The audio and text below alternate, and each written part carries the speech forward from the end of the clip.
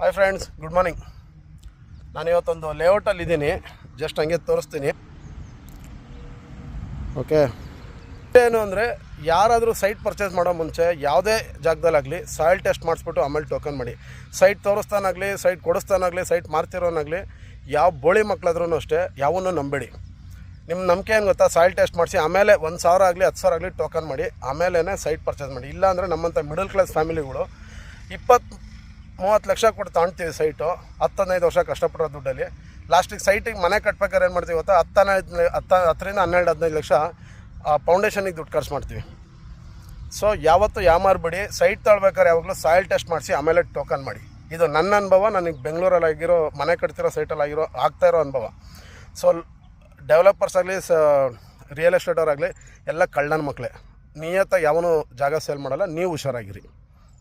Thank you.